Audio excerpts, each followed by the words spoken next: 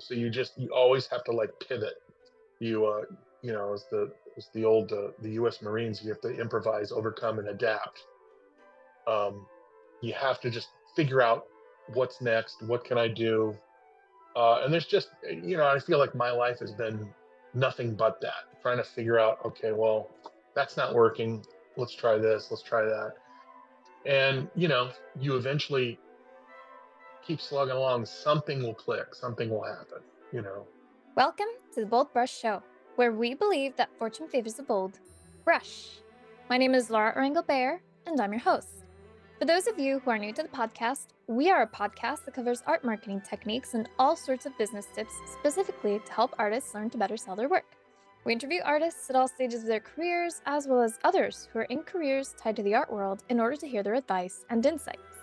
On today's episode, we sat down with Tony Pro, a Western realist artist with a deep love for the West and with deep roots in it as well. Tony tells us all about his education as an illustrator and the advantages illustration affords realist painters like him, why knowing how a gallery works inside and out is necessary if you want to sell your work with one, and why being an artist is all about improvising, overcoming, and adapting, both in the canvas and outside of the canvas business-wise. Finally, he tells us about his online art academy, Zarolla, and the upcoming Night of Artists show at the Briscoe Museum in March 2024. Welcome, Tony, to the BoldBrush Show. How are you today? I'm doing very well, thank you. Great. I'm excited to have you on because you have really lovely and inspiring work. I've been browsing your page, I think, for the past 2 days, just looking at your paintings, and I absolutely love how they incorporate so much color and vibrancy, and they retain that realism to them, which I really want to dive into maybe why that could be. But before we do you mind telling us a bit about who you are and what you do? Well, sure. So I've been a professional artist for probably a little over 20 years now. Um, I grew up in Los Angeles area in the United States, and I was trained um, as I went to college for a graphic design degree, and at the same time I was studying how to draw and sketch for the purpose of doing movie poster work. Oh, And so I studied at the California Art Institute under the tutelage of Glenn Orbick, who has unfortunately been gone for over 8 years now. He passed away of cancer, and or maybe it's been almost 10 years. Um, so I studied with Glenn for about 5 years, just strict academic figure drawing, head drawing, charcoal pencil only, um, and it was a method that he was teaching that school was well known for, which was started by its founder, Fred Fixler, and Glenn was a student of Fred Fixler, as was my older brother, and they were in class together. And my dad also studied with Fred Fixler a little bit too when he picked it up as a hobby.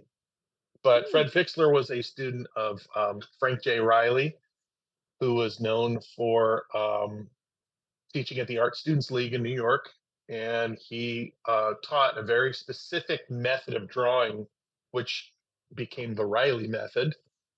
And the Riley method is a system of drawing that is it looks for long, dynamic, rhythmical relationships within the human head and within the human body. And so it's not, kind of uh, some other drawing methods or figure drawing type ways of figure drawing, like George Bridgman taught very blocky and very like mechanical type of drawing method. Whereas, and even though they were colleagues at the Art Students League, I think they were there at different times though. Um, Riley's method was more about long lines that you can see through the body and see through the head, and you can relate things, and it made for a much more well designed figure, a much more well-designed head. And a lot of that, I use the Riley method, even though I wasn't taught to see it in horses or mountains or anything like that. You can translate it very easily into other things. It's just a way of seeing, like, as you know, like, part of the biggest process of becoming an artist or a draftsman is learning how to see. And so that's kind of what we were taught to do there, and what we were, and then it was a very serious school, a very serious environment, in the sense of everyone was kind of competing with each other to get better, and get those drawings up on the wall. That the wall was like being it was like a weekly privilege. If you got your drawing on the wall, it was like, you kind of made it. And I didn't get my drawings on the wall as often as some of the other guys, like, Jeremy Lipking was there, Mm. and this other guy, Ryan Wormser, who was always great. And so there were several guys in my class that turned out really well. And then other artists like Aaron Westerberg came along later. Aaron was studying with one of Glenn's students down in San Diego, but he ended up coming up and working with Glenn for a bit. And Joseph Todorovich was there, and Rick Morris. We had a lot of really stellar artists come through our school. And so I stayed there about 5 years, and then I started teaching there as well. Um, and then at the same time, I was basically just learning painting on my own. I would watch some of the painting classes, and then I would, I read a lot of books. I watched a lot of um, painting demonstrations. This was all prior to YouTube, of course. Mhm. I think it's a lot easier these days to be an art student and to learn how to paint and draw because of social media, and the amount of content that's out there. We didn't have that. Um, we had I had old bootleg VHS tapes of, like, Richard Schmid demonstrations and that kind of thing. And so that was kind of um, my education of painting. And then, of course, my older brother and my dad were, my older brother's an illustrator, a very successful one. And he's been working in theme park design, and so he's an Imagineer for Disney. And Cool. but he's 10 years older than I am, so he already went. He had gone through the drawing and painting program under Fred Fixler, so he was kind of like my at home, or on the weekends he'd come by and he'd club me around if I was doing things wrong or whatever. But um, so so that was kind of where I started. And that process, it was a long process, because at the same time I was also working professionally in the graphic design world. I went into entertainment, specifically when I lived in LA. And so I worked for various design agencies, ad agencies that specialized in the entertainment work, that worked for all the various studios. And then I eventually went to work for the movie studios themselves. So I worked at MGM for about 5 years, and then I went over to Sony Pictures for a while. And that was all a fun experience. And but at the same time, I was basically just working all day, and then drawing, painting into late at night. Um, and then, of course, on the weekends I was going out plein air painting on the weekends, and that was what was teaching me color, and Mhm. learning how to see color, and then taking all that information that you're looking at outside and trying to digest it onto a 9 by 12 canvas. And that was probably one of, like, the most difficult things to learn. Yeah. And it's still, of course, a challenge to create a really well done landscape. I find landscape is much more difficult than doing a figure painting or a head painting. Um, Mm. but so and that was, over the course of about 10 years. That process was, just working, and then just constantly working at it. And then I started in about 2003, I got my first chance to get in a gallery, and it was by accident, actually. It was the gallery that Jeremy Lipking had first started in, and other guys that I went to school with, and so I mean, Sean Cheatham was there, a bunch of different, really great artists. That was like their first place to show. In It was a gallery called Morseburg Gallery in West Hollywood, and my I was bugging my friend, you got to get my work in there, get my work in there. And at the time, it was just drawings. Um, and so he talked to the gallery owner, and so the gallery owner thought that I was my older brother. So he said yes, thinking that he was getting somebody who was 10 years older and was going to get more refined works. And I brought my work in, and he's like, "Oh, okay." He's like, "Wow." He's like, "Where's the paintings?" Like, "Well, I'm still working on that." And he was like, "Okay." And then he realized I wasn't who he thought I was. So, but Mhm. anyways, but he was in a predicament anyways. So he had to basically, put me in. He didn't want to let me down. So, and it was Yeah. fine. It was an interesting first time in a gallery. I think he maybe only sold about two pieces of mine, and I was only paid for one of them. He was a terrible businessman. He was a very intelligent art historian, but he was just terrible at running business. And he eventually uh, went out of business because of it. Mhm. Um, and of course, it was all basically student work that I had in there, so it wasn't anything great. But it was interesting. It was an interesting process to get into, and then so from there, it kind of just I just was. It had been just years and years of repetition of just always trying to figure out what to paint and what inspired me, and then all along it's just I really was loving painting outdoors, and to which I don't these days. I haven't plein air painted outdoors in years, um, just because it's the older I got, um, the more irritating it became because of bugs. And here in Texas, the weather's not as nice Mm. in Texas as it is in California. Yeah. So, it's either too hot or too cold, too many bugs. I'm like, I'll do it from inside a window or something. You know, Yeah. um, that's kind of my background a bit, and where I'm from. So even further back than that, my parents were art collectors. They specifically they collected American Western art, Mhm. the art of the West, and kind of like the stuff I do now. That's what I was raised around. Every year, my parents would attend the big Cowboy Artists of America show, which at that time was in Phoenix. Mm. And so I was around. I was always this little kid who was around all these Western artists. And then my mom used to deal in Native American jewelry, Native American pottery. She also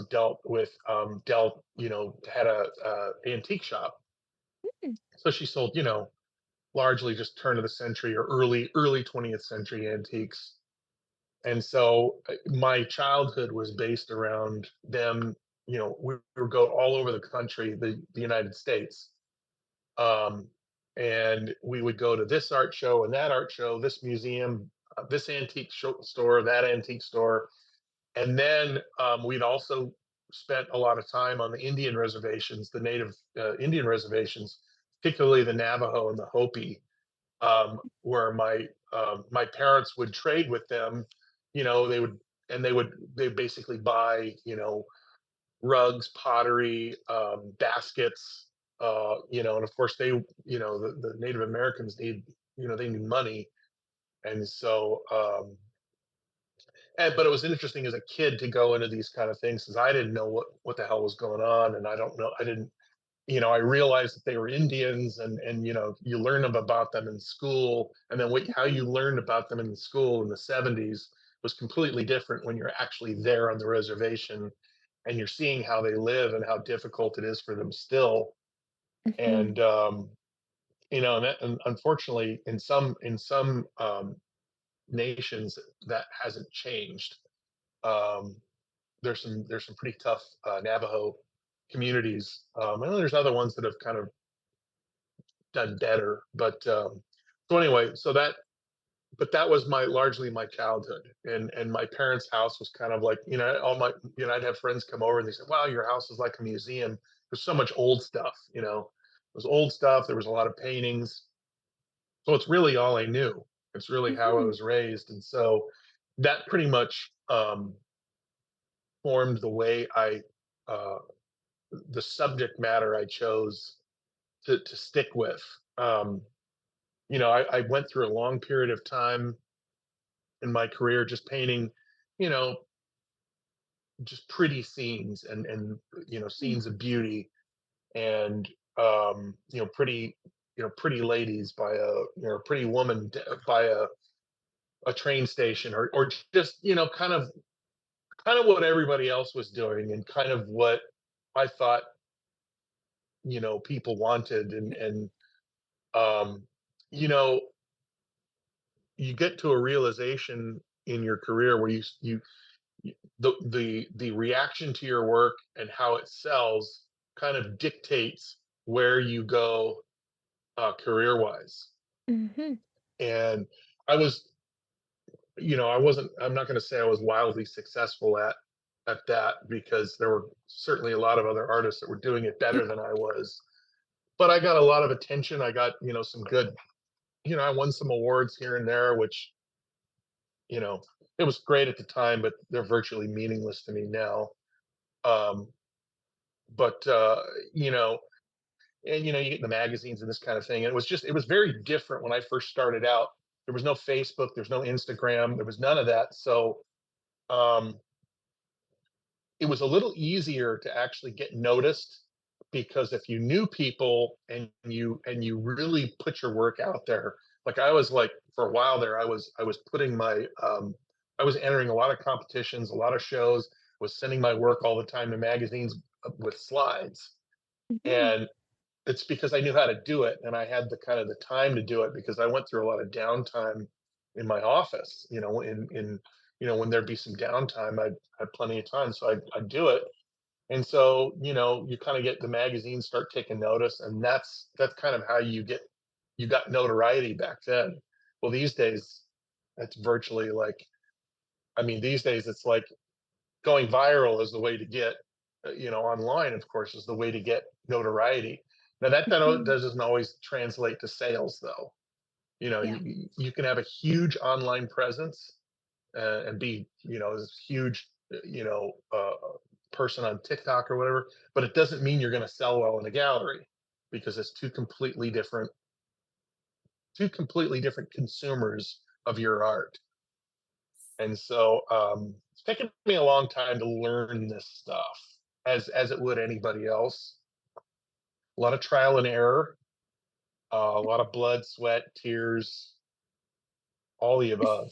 And but I landed on what I'm doing now because my dad passed away about 10 years ago, and my mom passed away 2 years ago, a little over 2 years ago.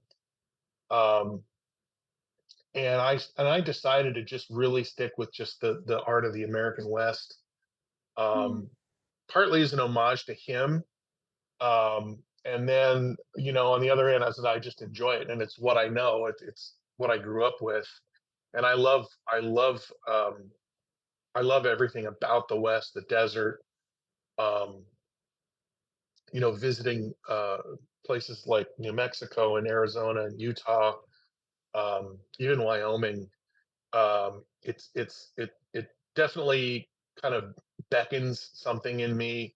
Um, and just the vibrancy of the color of the West, the oranges and reds of the mountainside and the sun versus the contrast of the blue skies and all that. I think it lends itself to a really good uh, painting. You know, um, so that's kind of what drew me into that genre, and why I stick with it. And and I enjoy it. I mean, I just made a trip this a couple months ago to Santa Fe and Taos area. I hadn't been since I was there with my parents, Mhm. um, and went through the Nikolai Fashion Museum again, and that was great. Of course, I mean, I've been such a fan of his work since I can remember, and I visited that place when I was a kid, as well as Irving Kaus's studio. Um, and so it was neat to just kind of go back and see it all again. And of course, I started showing there in Santa Fe um, just at the end of just at the end of August. I started there, so far it's going pretty well. Mm. Um, Fortunately, I'm going to knock on wood here because I don't want to jinx it, but Yeah. the gallery thing has just been, it's tough. Um, with some galleries that, I can be in gallery for a long time. You go through spurts of doing well, and Mhm. then you'll through these like absolute dry stages.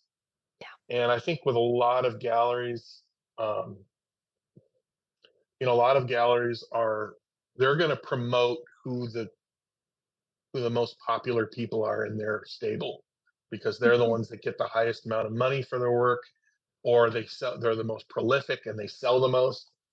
So Mm. they're only going to so if you're in a gallery that has a high amount of a large artist roster, they're going to promote um, the top people.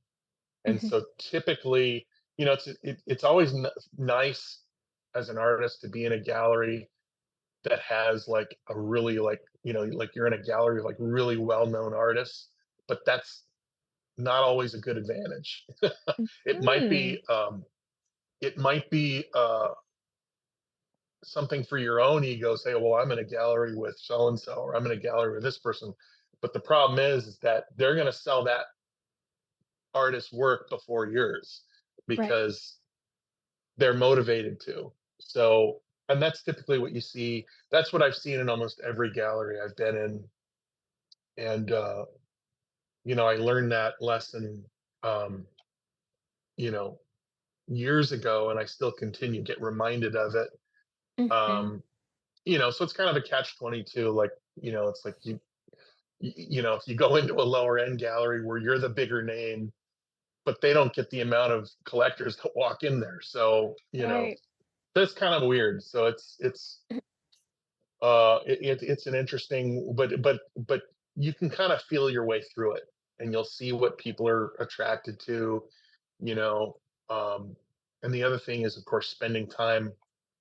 When I was in Santa Fe, and I was there for maybe 45 minutes in the gallery when I was dropping work off. Um, I met several collectors that had come in and out just when I happened to be there, and it's just interesting to hear what people are looking at and what they like in my work.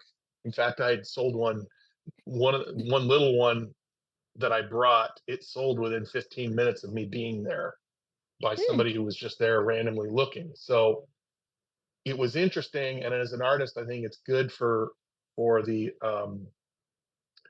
go visit your galleries. If you're in a gallery that's in another part of the country or the world, it's very important to go visit that gallery physically. Um, and I show at a gallery up here in Fredericksburg, which is an hour from here at Insight Gallery. Very big gallery, lots of artists, lots of very successful artists show there. So I'm kind of a little lower on the totem pole there, but but it's interesting. I go to a lot of shows that they have there, and I see what the collectors are looking at in other people's work. So Mhm. I learn a lot from that, and I think artists can really learn a lot by just attending other artist shows and just watching the collectors, watching people how they react to the work, watching the gallerists or the gallery owners how they handle things and what they're doing. Mhm. There's a lot to be learned from that, and just I go and I'll look at the work for a bit, but I usually just watch people and I watch what's happening. So because Yeah. I'm a people watcher.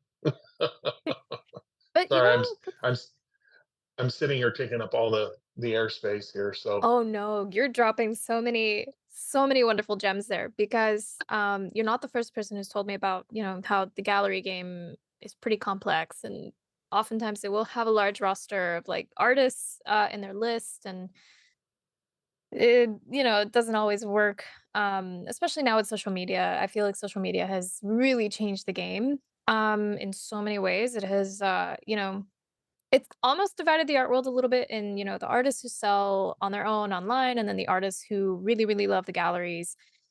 And some people who do both, right? But it's good to really, if you do want to be in the gallery game, right? If you do want to be a gallery artist, then yeah, I think following, you know, seeing what other artists are doing and listening and paying attention and observing how mhm, the gallery works and how the gallerist sells, it can make a huge difference. I mean, you know, I've heard so many things about, good things, bad things about galleries. And one of the things that I find most interesting is, so much of the sale falls on the shoulders of the gallerists, right? And the people who work there to mhm, be sure to connect the artists with the correct collectors. And that can make or break, your career in a lot of ways. If you right, decide to right, stay with that gallery or if you decide to leave and be like, okay, give me all my work back because, you're not really selling, right, that can, it's a very big important thing to take into consideration because you're entering into a deal with this gallery, right? They right, obviously, it's a business, they wanna sell stuff, you wanna sell stuff, so it's a little bit, not great when they don't sell, right? I mean, they can't always control the market, but I think a very good gallerist should always also be aware of where to look, right? They shouldn't just be saying like, "Oh, right, yeah, I'm a gallerist," or like, "Oh, yeah, I love right, art." It's like, yeah, you can love art, but you have to sell it, right? You have to, right. get in the Sure. mindset of a business. Um, so I think it's a great tip to, as an artist, also be aware of how it works. That way you don't get blindsided when, things Right. don't work out, which happens, I would say, a lot more frequently than you'd expect, at least from, the artists that I've spoken to who have worked with galleries long term and have changed galleries and have had galleries also who have been with them their entire careers. I've heard a lot of that same stuff. But that's the first time I hear about, paying close attention to what the other people are doing. I think that's a Right. really great one. For sure. And then the yeah, and the other thing that I find interesting too, and uh I love how you accidentally got into a gallery, and I Yeah. think Yeah. it makes such a good story, but also it gave you that opportunity to really see what it can be like. Unfortunately, with the state of that gallery not being the best and that, the gallery not really Yeah. being that great. But it really sets an example of, oh, this is not how it's supposed to be. Yeah. um, yeah, but It's very important too to just and keep an and with social media these days it's so much easier, but because we didn't have this as much back then. But mhm, if you're looking to get into a gallery, or if you have, or if you see, if there's a gallery that you're interested in, or a gallery approaches you, talk to somebody else on their roster, mhm, or at least 2 to 3 other artists that gallery represents. Ask them, point blank, how are they to work with? How are they? How soon do they pay you if they sell something? How do they promote your work? Because I'm telling you, I've been burned by so many bad galleries. I mean, and most of them are out of business now. mhm. Um, a lot of like bad crooks. Um, Yeah. there were some crooks that had a gallery here in San Antonio that were running kind of a fraud game, and really burned a lot of people, including me. Um, but there's several out there. I mean, and of course there are some great galleries out there, some really good gallery owners. Um, you know, they have it tough too because rents are going up like crazy. So most of these galleries, the increased rents are difficult. Um, a lot more artists are selling directly because of Mhm, social media, so they're not making as much money because of that. So there's a balance for them. And I've made pretty good friends with one or two of the gallery owners that I work with, and it's important to establish that kind of relationship. Um, Mhm.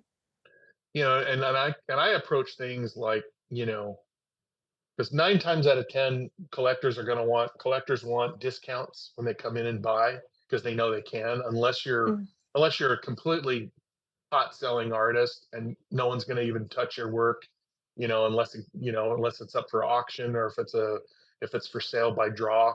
Then you're in a whole different seat, which Yeah. I'm not in that seat yet. So most of the work that I sell out of a gallery, you know, goes out at a discount because collectors know they can do that. They do it with most work that sits in a gallery. They'll come in and they'll be like, would you take 10% less for this or something like that? So I always just price accordingly.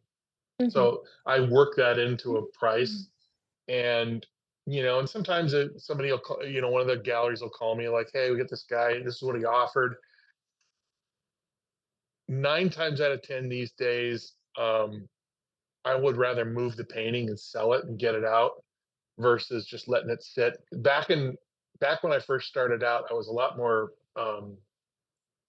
stubborn about that kind of thing, and Mhm. it did me no good because the gallery doesn't like it if they can't make the sale, and you're being stubborn, Mhm. and and of course b, it's money out of your pocket. Right. So I mean, and because back then everything I painted I thought was just like, oh, I'll never be able to paint this again, and this is a Oh. relic, and it's like, but these days I'm just like, get it done, just out the door. Mhm. um I mean, I put a lot of love and thought into my work, but it's not as precious to me as it used to be. Mhm. Which is another reason I stopped painting my family members, because I used to paint my wife and kids a lot, and I couldn't sell any of that stuff because I didn't want to. So, Mhm. but that's what I had at the time, and I was putting it in the galleries, and they're like, well, we got this, somebody wants to buy this painting of your wife and child, but they only want to pay, 30% less. And I'm like, no, I'm not going to sell that for that. So that's the other rub is like, pick something that, pick up a genre and subject matter that you can paint that you're not really attached to in the sense of like it's near and dear to your heart, and you can't make that because it's at the end of the day it's business transaction. This is, you're making a widget and you're selling it for this price, and that Mhm. person wants that widget for the wall. But if that widget is like, looks like one of your family members that you don't want to give up, probably not something you should be doing in a business transaction, unless you can just completely let go and like, you know. So Yeah. Oh my god. so That's yeah. a very good So point. that's Yeah. yeah. Yeah. And you said something that, I was like, "Huh, of course," like, taking into account that galleries do have, these special deals with a lot of their collectors because, it's usually repeat buyers, right? Like, for example, Clint, the founder of Faso, he talks a lot because he used to be a gallerist. He talks a lot about Right, how, right, like, right. yeah. He actually he was at the gallery that he left the gallery that burned me here in Oh my San god. Antonio, and he No. knows all about that. So yeah, Oh man. he I'm gonna have to wasn't ask him. he left that, the owners were different, and they sold. So the guys that he was working with, they Mhm. had sold to a this crook who bought it, and I could write a movie, I could write a book about that whole episode, but Oh man. for another time. Yeah. Wow. I'm gonna have to ask him about that. But yeah, he did mention that when he was a gallerist, oftentimes it was always like 10% of the collectors that they had, they were the ones buying like Oh 80%. yeah, It was like yeah. they would just buy, buy, buy, buy. They wouldn't even look at the Well, piece it's like sometimes, they would just call. right. It's almost an addiction, Yeah. for some collectors, and I would love to be able to make friends with some addicts like that. I have all the wrong addicts in my life at this point, Oh no. but no, there are, yeah, some, a lot. There are some collectors out there that are. You got some that are collecting for the just because they have to have it and they love it and they Mhm. want it on their walls. And then you have some that are just collecting for the business transaction, for the Right. investment. Yeah. Yeah. Usually, you like to find the collectors that are kind of in between that, but the ones that Mhm. are like gotta have it, or they run out of wall space. Those are the ones that you know those are the ones that are actually really good. But a lot of Yeah. times they're the ones that are going to want the discount. You know, Exactly, so you exactly. never So know. it's yeah, it's a very good thing to keep into account when you're pricing your work with the gallery. And then I did want to ask you, and I know I didn't include this in the questions that I sent you over, but I was curious, like normally when you sign with a gallery, you have a contract, right? Do you have any Um, experience with that? Or the only time there's an actual signed contract at the very beginning is Mhm, if it's an exclusive agreement. Like if mhm, if you sign on exclusively with one gallery and that's the only gallery you can sell with, or if they want an exclusive agreement to a particular radius around the city. right. So, but most of the galleries I'm dealing with these days, it's all consignment agreement. So when Okay. you drop something off, they give you a consignment agreement. The terms are on there. Mhm, Um, but the gallery up in Fredericksburg, there was I'm trying to remember, there was a time when they had where they were kind of saying, don't be in any, I think and it's also kind of an unspoken rule. Don't be in another gallery in the same city, or at least in the same like 200-mile radius. right. So, but I show my Western work with them, and then there's another little small boutique gallery here in San Antonio that I have a couple of my like older pretty lady paintings in there. Mhm, So it's completely different types of work, and right. I don't put any Western work here in town, so it's not a conflict of interest. But Mhm, but typically, if you're signing a contract with a gallery, it's typically, and it should be terms that are agreeable for both parties. Like they need to promise you X amount of, obviously they tell you up front what your percentage is, and then they need to tell the artist, they need to tell you, the artist, what they're going to do for you for that percentage.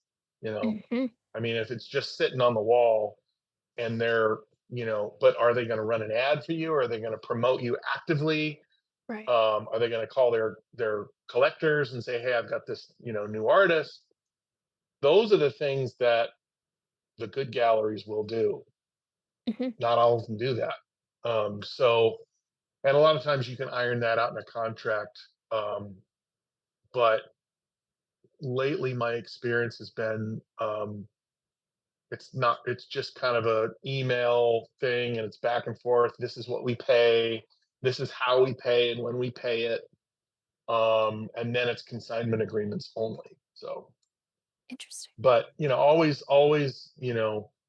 read everything through. Ask a lot of questions. Don't be afraid to ask questions. Don't think you're coming off dumb, Mhm, because some of these galleries are actual crooks, and they will prey on. There's not as many around anymore, I don't think, because I think a lot of them got washed out by COVID, and social media actually. Um, you know, there are actual Facebook forums where mhm, people, they're private forums where they'll talk about galleries, and other artists will ask questions about certain galleries, or it'll just go viral. It'll be like this, an artist who's owed money, and they'll put it out there, say this guy screwed me, and mhm. you know, and Yeah, it's hard to hide. let the public be your judge, Exactly. So Yeah. I love that about, today's social media culture. I feel like in a way it's also united a lot of artists in, the transparency of how most things should definitely. be run. At BoldBrush, we inspire artists to inspire the world because creating art creates magic. And the world is currently in desperate need of magic. BoldBrush provides artists with free art marketing, creativity, and business ideas and information. This show is an example. We also offer written resources, articles, and a free monthly art contest open to all visual artists.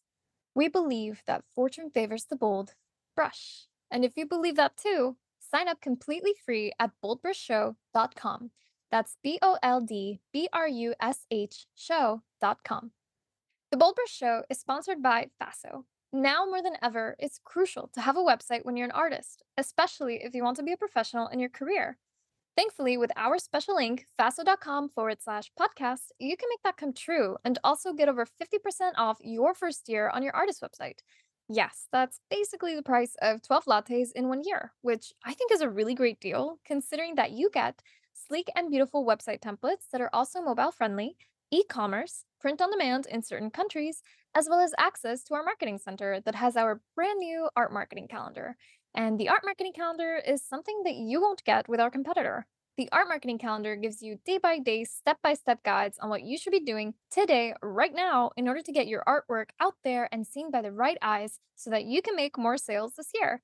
So, if you want to change your life and actually meet your sales goal this year, then start now by going to our special link, faso.com/podcast. That's FASO.com/podcast. Yeah, which I Most think is definitely. is an excellent thing that has happened. The Yeah. downside is, of course, those people who will send relentless messages saying, "I want to buy your artwork as NFTs," which we all know those are Yeah. scammers. Well, I get 5 of those a day. It's just, it's I just stopped replying to them. Yeah. But but the downside of what's happened with you with well with social media and YouTube, and I think this also applies to musicians as well, Mhm, is that suddenly you're not as rare as you think you were. You know, like like with musicians, like guitarists, like great guitarists or great pianists, like mhm, suddenly only way back before social media, it's like you had people that were being promoted that were great. It's like, oh, a child mhm, prodigy. But then like nowadays it seems almost common because there's so many of them out there. And mhm, so it really waters down the supply, it really waters things down in the art market because there's so many great artists out there. I mean, just mhm, think of how many all these art schools like Florence Academy and all these, Water Street and all these schools that are just pumping out art student after student that are very talented, and they've got, they get to a certain level and it's like, okay, well, they're all really good. Um, so the only way you can separate yourself from them is, well, what do I have to say that's different from them? What do I have to mhm. say? How do I say it? Um, you know, Figure out what they're missing. Yeah. You have all these great artists, and it's a pack of like great artists that are moving in one direction, but it's like, okay, well, what are they missing? And if you figure out what's missing, you'll be the one that's standing out above the crowd. Mhm. So, Yeah, no, um, I can understand that, yeah. Because I graduated from Grand Central Atelier, so I know how it mhm, is. And yeah, yeah, they do, when students come out of there, they graduate, they do amazing. But at the same time, it really at that point it's the okay, now what? Right? It's like now what are you right, gonna do with all of exactly, this? What are you gonna do with everything you've learned? I mean, right. you do anything. And I feel like that's the biggest challenge that a lot of those students face after attending those academies. But There's only so much wall space at Arcadia Gallery. uh, So, and that's um, that's how it is, and it's like, mhm, and because a lot of the other galleries that used to show their work, Steve, I mean, Steve's really hung in there and he's done great, mhm, but there used to be a lot more galleries that sold that work, but I think a lot of them got yeah, kind of washed away over the they years. And did. um but I mean, that's why I won't even go near the competitions anymore. I won't enter my work anymore because I can't compete with a lot of these Wow. younger artists that are coming out of the schools, like, yourself. I mean, they're training so many technically prolific artists that I don't Mhm, even and I've had this conversation with my peers that are my age and, who have been like really revered artists. They're like, mhm, yeah, there's no reason to compete anymore because, some of these artists are just fantastic, and it's not it's become very common for artists to get really good if they've got the drive and the skill and the Mhm. time and the money, you know. So for me, I'm just like, I'm not going to compete anymore. I'm not going to, I did that years ago, and I have no interest in doing it on that level, So Mhm. I'll hang out my shingle to dry and put my art in galleries, and if it sells, it sells, um, and I'll just keep reinventing myself that way. What's the next painting? What's the next interesting painting? Um, that's the way I have to look at it. Mhm. And I think there's some artists, I look at artists like Scott Burdick and Sue Lyon. They've reinvented themselves so many times, and they're doing such a great job at. They produce so much interesting work, Mhm. and that's actually a good way of approaching it because you know being a realist artist, there's only so much realism or figurative classical realism that you can do. That it that I mean, it doesn't get old in the sense that I love looking at it. I love and I Mhm. respect what goes into it. But at some point, you have to go beyond and start designing the work, and start creating something more than just a very still image of a figure or whatever it is. Yeah. Um, and it took me a long time to understand that, not learn it, to understand it, because it's a bit, when you can learn a map to master, um, replicating something in a realist tradition, um, that's like a big feat for a lot. It's a great feat to get to, and Mhm. but once you get there, it's like, okay, well, what's next? And like we were saying, it's really, um, it's something you have to come to understand to move beyond. And I've seen other people do it, um, that were my peers. You know, some of my peers, they just got tired of rendering. But I'm sick of rendering. Well, I got to a point where I got tired of rendering. I don't want to render anymore. It's Mhm. like it's. But and then there'll be other people that just absolutely love it. They can just Yeah. lock in. They can zone in, like guy like Daniel Sprick, like he's been painting just incredible work Mhm. for so many years, and I just don't know how. Like he must have some kind of a brain function where he can just turn off all the noise and just zone in on what he's doing. Like I cannot do that. Mhm. First of all, I live in a house with 4 kids, so Oof. I can't sit and render something because my studio's in my house, and Yeah. I can't I cannot just turn things off, and I've got to walk away from my easel a lot just because I can't focus. Mhm. And I don't know if it's some kind of attention deficit and say I've never been diagnosed with any of that, but I probably have it. Because but I literally can't sit there and just render. I used to when I was younger, I Yeah. was in art school and all that. I could do it then, but the older I get, I'm like, ugh, can't these things just paint themselves? Oh my god, I totally feel that. I'm actually diagnosed, and I can assure you, I would say majority of painters probably have undiagnosed ADHD. And probably one of the reasons you could do it at school is because you had to. That's like one of the Right. biggest motivators for people with ADHD. It's like, oh, you have to, so there's no choice. But when you're left to your own devices, it's like, I don't wanna. Well, and there had to be some kind of like a feeling of competition also helped. That too. Like Yeah. I'm sure you guys had it at your school. Oh, We had it in brutally. ours, and Yes. it's like who's competing, who's going to get the nod of the teacher, who's going to get the Oh, pat on the back for the week. I mean, and that's been yeah. going on since time immemorial Oh, in yeah. every art school. So I think Mhm. that's why, a lot of academy students, and they produce the best work because they're under the harshest conditions, Yeah, and they don't have to worry definitely. about, there's no real thought of having to sell it, and it's just, you're just dumping pure time, energy Mhm. into it, not worrying about money. So Exactly. Exactly, and that's a so very good point to that's make. really.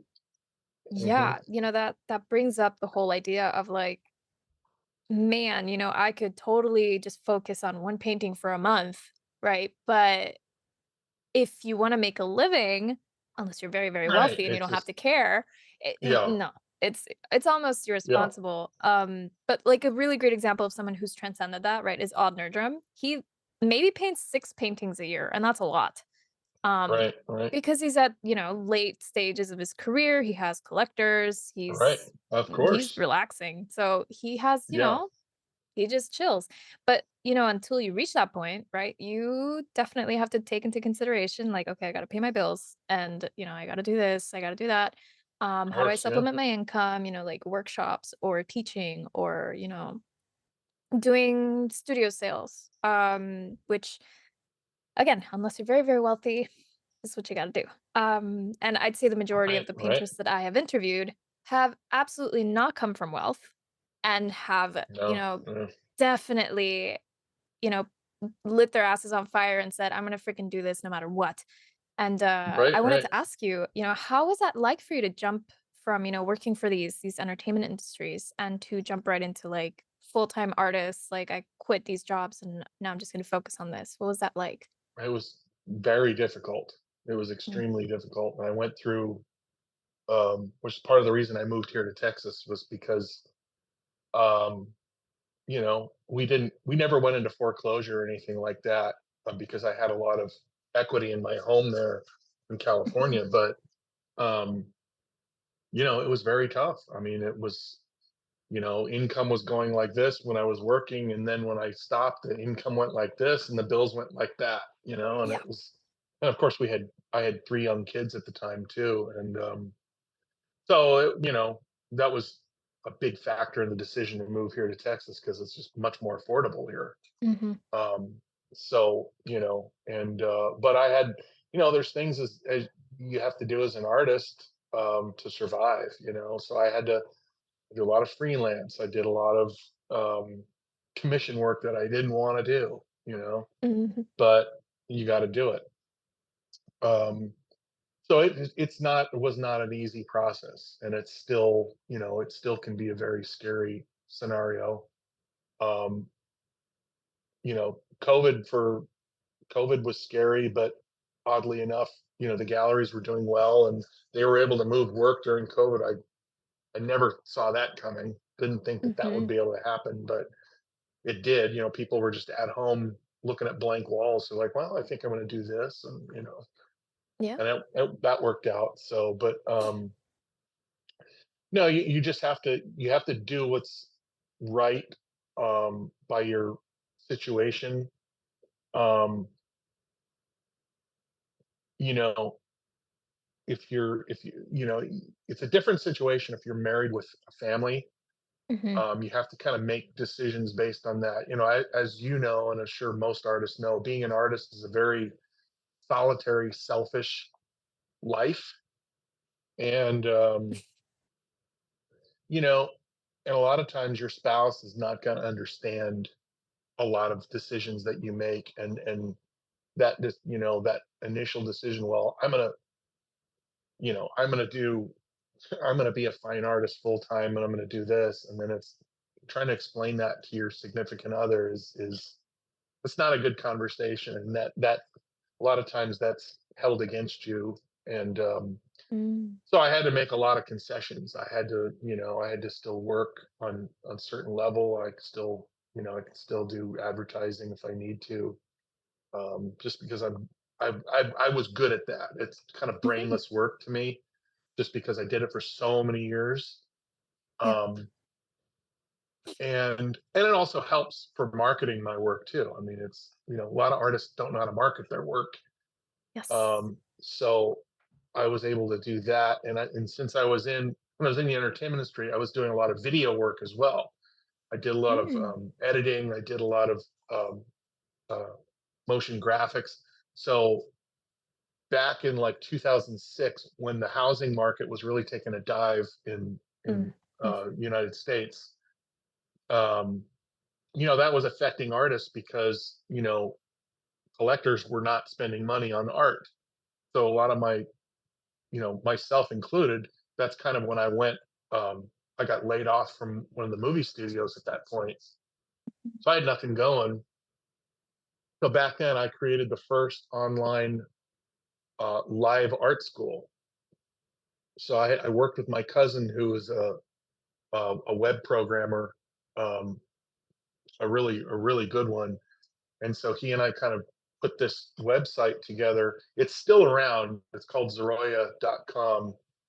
I haven't updated it in many years in the sense of how the functionality of it, but what I did was I was at the time I put my drawing teacher I we did live classes online that people could watch. We had people all over the world because Glenn was very well known. He was a very well known comic book illustrator, Mhm. and so we had people all over the world chiming in, and they could ask questions. They could type in and ask questions, and no one else was doing it at the time. Wow. Of course, nowadays it's like everywhere. People have it Yeah. everywhere. But that and so was getting that was getting money for my artist friends. So I would put my artist friends, I did one with Dave Casson, did one or two with him. And then I did one with Logan Ajej. We did, I did a whole class of Glenn's, a couple semesters of classes of Glenn's. And I'm so glad I did because it's the only video of him in a classroom, like working. Yeah. So we have his education, his knowledge in terms of the classes, and of course all the dry jokes. He was wildly funny. Um, but those are the kind of things that I had to just kind of pivot. Like, okay, well, I'm not selling any work, and I'm not making money at my day job because I have no day job anymore. So Mhm. what do I do? So you always have to like pivot. You Yeah. as the old the U.S. Marines, you have to improvise, overcome, and adapt. Mhm. Um, you have to just figure out what's next. What can I do? And there's just, I feel like my life has been nothing but that, trying to figure out, okay, well, that's not working. Let's try this. Let's try that. And, you eventually keep slugging along. Something will click. Something will happen, you know? So, but that's kind of where I've landed these days, Yeah. and Wow. it's just, I just paint and produce, and I try to put out as much work as I can, and Mhm. um, Yeah. so yeah, Yeah, no, that's the complex part, about being an artist. You definitely, like you said, pivoting and supplementing income in different ways and a lot of problem solving.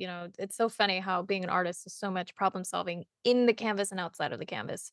But right, then also being prepared for those moments when, oh my God, the economy just completely crashed. Now what? right, Which I've interviewed quite a few artists who, they went through that as well, obviously because their careers began before. And they all talk about how freaking awful it was, how hard it was. And yep, of course, you still overcame because, that's the part of adapting, right? You got to do something. And the other challenging bit, right, is production, right? As an artist, you are the producer, the salesman, the right, everything. yep, So much of your income depends on production. And it's obvious, but when you really consider it, it can become a burden, right, especially if a person who wants to be an artist is seeking something a little bit maybe easier. It's not hmm, necessarily an easy career unless you enjoy painting so much that you can just produce, produce, produce, right? So, yeah. oof, yeah, you make some really great points. And then you personally, do you like to, or like, do you use social media to sell some of your work, or do you leave that all in the hands of the gallery? I do both. I'll put Okay. it out there. Sometimes I'll put it out there and see if anybody bites. But there are, and it also depends on how well the gallery is doing for me. Mm, If a gallery is like actively, pushing my work and they're selling a lot of it, I'll give them first right of refusal. I'll send it to them, say, hey, you interested in taking this? Um, but if if I don't see a gallery actually promoting me actively or whatever, and I just happen to be in their stable, they'll be the last ones to get it because Right. it's just it's a reward system for me. It's like if you're gonna get rewarded with new work if you're selling the old if you're selling what's there. But if you've just put my work, on some back wall, I don't bother. Yeah, It's like, exactly. Yeah, it's only you fair. know, If they're not it's performance. It's all based on performance. exactly. I mean, they shouldn't expect any I guess like any reward for not doing their job, right? I mean, if they're not actively Yep, seeking out exactly. the collector, it's like why? And that's again another great point to make, especially if anyone listening to this podcast is really looking into working with galleries. Which I've heard also some people compare it to a marriage, right? Where they say this if it it can be really, really good or it can be really, really bad, and if it's great, it's probably a lifetime, and if it's bad, Right, this is oof, it can be very bad, right, but exactly. yeah, but, we have more of a hybrid sort of situation these days, so Hmm. there's a little bit of room for everyone. I do hope in the near future, because of the rise of AI and all these things, that there might actually be more people interested in actual real artwork. And hopefully we may see more galleries popping up. I'm crossing my fingers. Because it's I like the old traditional gallery system. It has its faults. Nothing's perfect, but you know, a really good gallerist can really make Yeah, a very yeah, big difference in someone's life. Um, for sure, for sure. yeah. Um, and I hope you don't mind. I also wanted to ask you just really quick about your work. Because I really wanted to ask that we dove right into like the galleries and I was like, oh, this is fascinating. But I wanted to know how has illustration, how has it influenced your work today? Well, for what I do today, it's the illustration part of most of the respected Western artists that I follow and have followed forever have all started their careers as illustrators. And a lot of Mhm. them were illustrators and their work just turned into fine art because it became valuable. Um, Mhm. because a lot of the illustrators, like Maynard Dixon, um, he did a lot of illustration work for Sunset Magazine and some of these other magazines, way back in the 30s, 40s, 50s. The work was used as illustration initially, and then they also did fine art on the side. They would paint other paintings that weren't necessarily used for illustrations, but they were more well known for their illustrations back then. But so and of course when we were in school, everything that Glenn would reference was usually he was referencing an illustrator, unless it was Sargent, Mhm. and occasionally Sorolla. But most of his references were, Dean Cornwell or Frank Brangwyn or, Norman Rockwell was like his Of number one course. guy that he always talked about. And of course, Norman Rockwell, I mean, his work now is, of course, super expensive and it's like revered by the fine art museums all around. But it was all illustration. Yep. I mean, I think he started doing some more fine arty type work later in his career, but the early stuff, it was all done for illustration. So it lends itself, and I think some of the most successful Western artists and fine artists, um, started out as illustrators. I mean, Mhm. Howard Turpning being one of them. I mean, I think he's probably the highest sold living Western artist. His work sells the highest, and he's still living, thankfully. Um, but he was a movie poster. He did the Gone with the Wind movie poster. I mean, that's his background. Like Yeah. He was a big movie poster guy. Then he moved into other types of illustration, and and really the genre that I work in, it's you're telling story, which is what illustration is. So you're telling Mm, story, whether it's about, and it's mostly historical, or you're telling a story of a scene. I mean, it could be contemporary cowboy or native work, um, but it's very much illustration in the sense of you're illustrating story. Um, mhm. so it kind of it works hand in hand. Yeah, no, I'm actually I love talking to artists who have begun as illustrators because I feel like they have this advantage, which is that they have to see the narrative of things before, you know, like the narrative almost becomes a precursor to the design and to the development of a finished piece instead of someone just making a finished piece and then adding narrative on top, which tends to happen with a lot of realist painters who are especially, the ones who have trained in academic schools. The narrative almost seems like a secondary thing, which I Right. think is kind of Exactly. disappointing.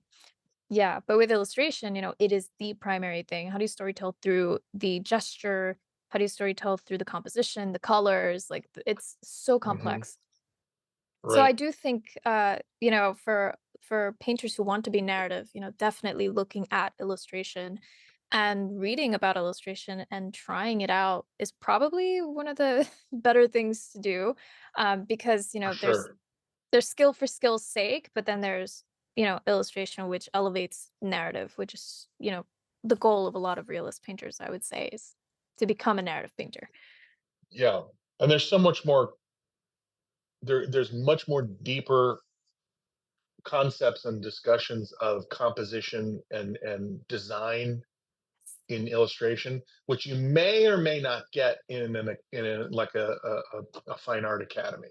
Hmm. It's like we actually had in our drawing classes, we had specific exercises Glenn would give us, whereas he would have us take old book covers, like novel covers of like or pulp magazine covers or pulp novel covers, and recreate them. We'd have to shoot our classmates. We would take pictures of our classmates and recreate the scene in charcoal, and obviously blow because there was little novel covers, but we'd have to recreate them, or we could use like we could do like fake movie posters and do that. But there was and so you're learning so much more about composition, design, um, pattern of light and dark, the abstract of it, versus in some realist academy where you're just learning to sight size method and all that. It's a completely different way of learning. I'm not saying it's good or bad. It's just for what I ended up doing. I mean, it was definitely an illustration school, which is what, Hmm. and that was the whole reason I went there. That's why my brother went there. He was specifically going there to be an illustrator, Right. Right. and which he did. So, Yeah. but it naturally lends itself to the Western art world, which is why there are so many ex illustrators as Western artists. Right. It makes a So, lot of sense. Yeah, it makes a lot of yeah. sense. And I love that. I actually want to really look into illustration too because having gone to two academic schools, like hoping to learn something about composition, um, not as much as I had hoped. So I think looking into illustration is probably my next best step. But Get any book by Andrew Loomis. Get oh any book yes. from him. Creative illustration is probably the best one, Ooh, and it's just, I yes. mean, it's still in print. Pick that up. It's got everything in there. I mean, it's of course it's from the 50s, but Yeah. it's still the information in there is still, it's just gold. It's just pure Yes. gold. Yeah, yeah. I remember I had a high school teacher who she would tell me about Andrew Loomis, and she had some of the PDFs of his books in the Yep. like classroom computer, which was really great. So I think I'll definitely revisit that. Um, Hmm. but yeah, so I wanted to ask you to please tell us about the Night of Artists show that's happening in March. Right. So every year there's a show here in San Antonio at the Briscoe Museum of Western Art.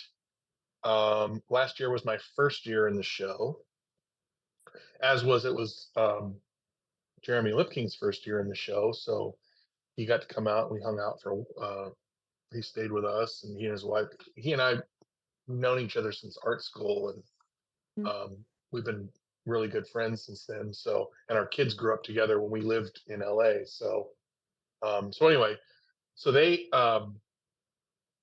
do this show here every year, and they invite some of the best Western artists from around the country.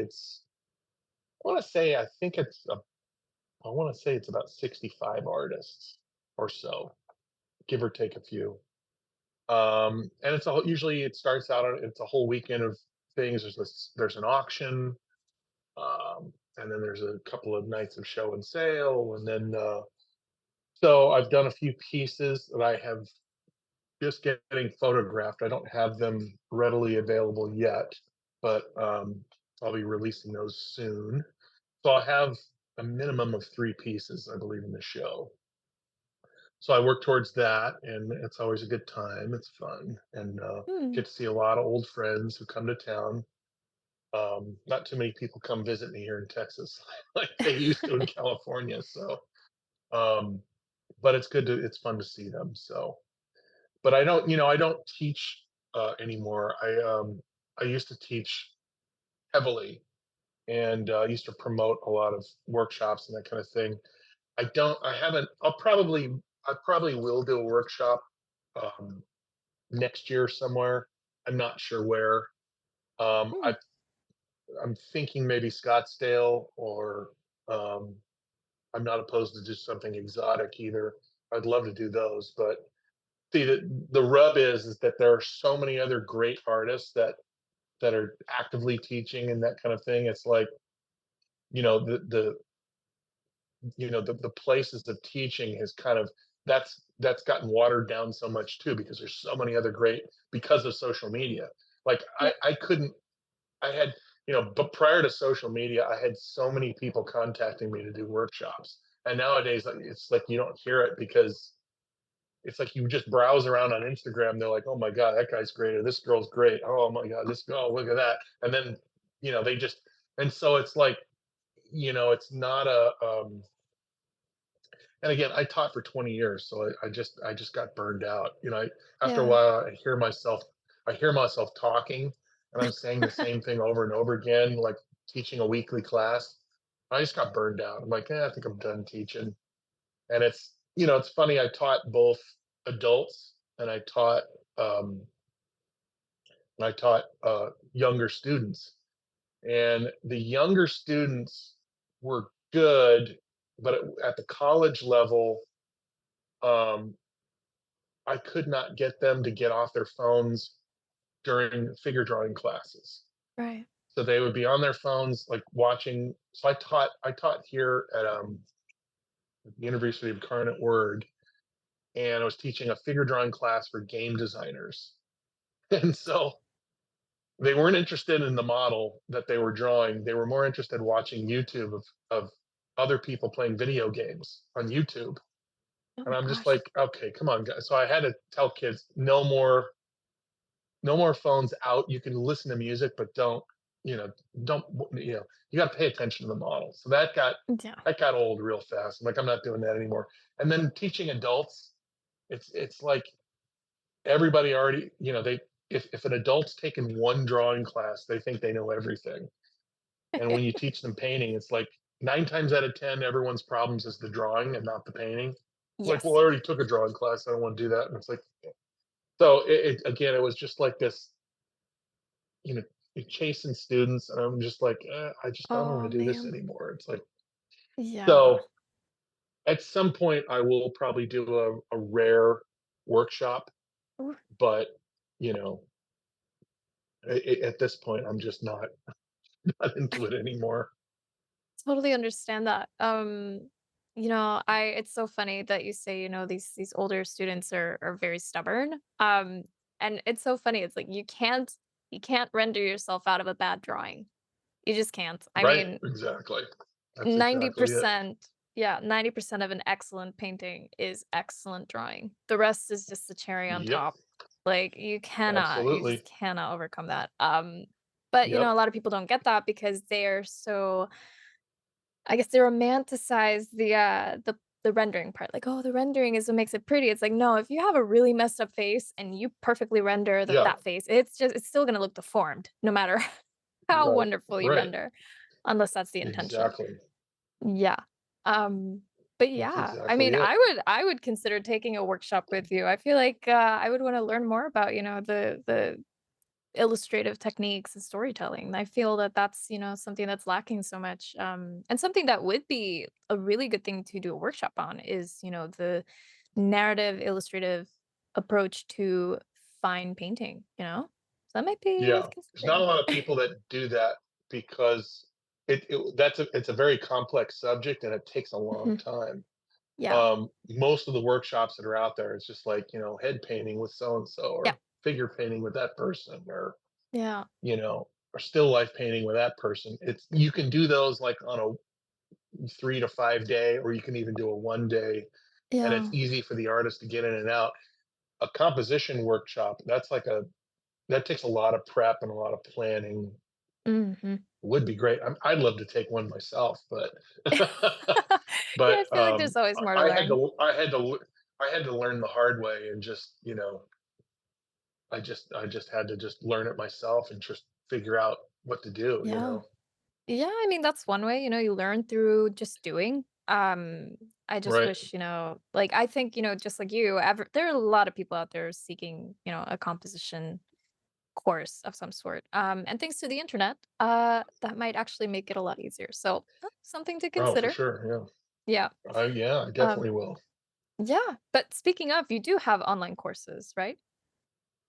I do. Yeah. Well, I have a few DVDs that I've done in the past. It's just they're alla prima portrait DVDs that I've done. They're available on my website, and also on my Zarolla website, which is still there. And Zarolla is Zarolla. So it stands for Zorn, Sargent, and Sorolla. They're Oh, three names that are combined into one, which is where that name comes from. But cool. people thought it was like Zorilla, like a gorilla with a Z, and I'm like, no, it's not Zorilla. So Oh my God. people are like, who's like most people don't know who Zorn or Sorolla is, so they're Yeah, like, they don't well, know who who is any of those that? people are. Yeah, Yeah, it's like, who? yeah, Uh, a really important painter from Spain, sir? right, yeah. Yeah, yeah. But where else can people find more of your work? So right now, my work is in Santa Fe at the Meyer Gallery, and then also in Fredericksburg, Texas, at Insight Gallery. Here in San Antonio, I'm at an Arte Gallery in Alamo Heights. And I don't want to forget my good friend out in Scottsdale, T.H. Brennan Fine Art. Um, so out on Main Street there in Scottsdale, my work is there. And I think that's it for now. Trying to remember. There might be a couple of paintings scattered at some gallery that I've forgotten about, and they've forgotten about me. But Oh, um, yeah, that's about it. I did have one painting that was just acquired by the Hilbert Museum of California Art, which is down in Orange County in California. And that building is going up, I guess, next year, because they're building a whole new museum, and it's almost done from what I'm told. So that will be in the permanent collection there, which is kind of cool. And yeah, and then of course in March here in San Antonio with the Briscoe Museum of Western Art, I'll be there. mhm, great. March, And I can't remember what it is, but yeah, but I'm sure people can go to your website. oh yeah, I update that from now on. The best way to follow me is Instagram. Everything Instagram, Facebook. That's what I do most of my updating on. Right. So what's your Instagram handle? So the Instagram handle is TonyPro_fine_art. So TonyPro_fine_art. Well, And thank you, I'm Tony. floating around there. Yeah. Thank you so Thank you much so for the much. lovely This was great. chat. Yeah, this was Yeah. awesome. Hope you got something from it. Learned a few jokes and, I would say, heck yes.